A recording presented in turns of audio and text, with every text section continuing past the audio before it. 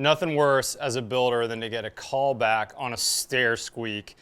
On today's show, I'm going to give you a quick tip on how to tighten any staircase, whether it's a new build or a remodel.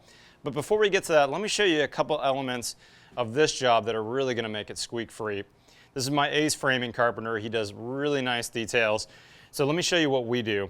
Number one, I actually like solid stringers. A lot of people like LVL stringers, but we prefer solid stock.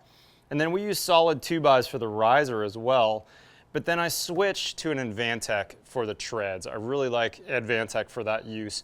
This is the 1/8", very thick, very stiff. And because we've glued it, we can actually nail it. Now you want to be special on your glue though. Don't just use any glue. This is Advantech glue. Look at all that squeeze out right there between the tread and the stringer. I know for sure the framer did a really nice job there. Now that's Advantech's polyurethane glue. It looks like it comes in a foam can, but it's actually glue. They lay it down and it kind of foams up for a second and then falls down into a puddle. Seeing that squeeze out is really good. I know these stairs are going to be good. But let's say you're in a remodel project or you had a house framed and the framer didn't do a great job on the stairs. How can you tighten that up and give some insurance that you're not going to have squeaks later? That's specifically what we're talking about today. Now, if you watched our video on Friday, we talked about how to use a 2-tank foam kit to tighten up your exterior penetrations. Now, we're in a pretty big house here, so we actually use the entire tank. But if you're in a smaller house, you might only use half a tank. This is a great place to use the other half of the tank that's left. Here's what we're going to do. We're going to be using that foam on the underside as basically a glue or some insurance against squeaks. Now, I learned this tip from my friend Foster, who's a builder in New York City, and he often works on buildings that are 100 or even 200 years old with old stairs, and he's used this successfully. What he does is he has a spray foam contractor come in and use that closed cell foam all the way underneath the stairs. Now, I did this on another project, but I'm not using closed cell foam here, so what I'm going to do is use that tank that I used on the outside. Now, these small tanks run about $300 or so for a 2-tank kit. And this is a 200 board foot kit, so I can't spray forever. I got to be a little more cautious about what I'm using.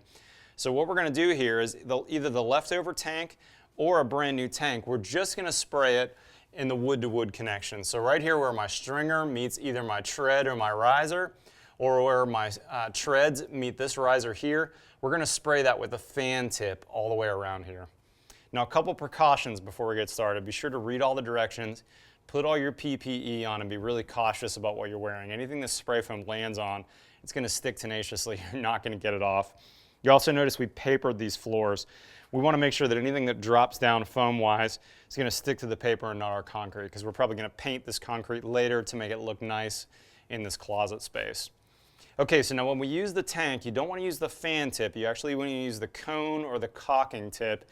And again, all we're going to do is spray it in kind of a V pattern right up against here. We don't need to spray the body. You know, if I had my foam contractor coming with a huge tank and with the spray rig, I'd have them spray everything, but we don't have that. So just spray those connections, put that V-notch all the way through there, and then if you just have a 1 or 2 story house, you're easily going to be able to do both those sets of stairs with that 200 board foot tank, no problem.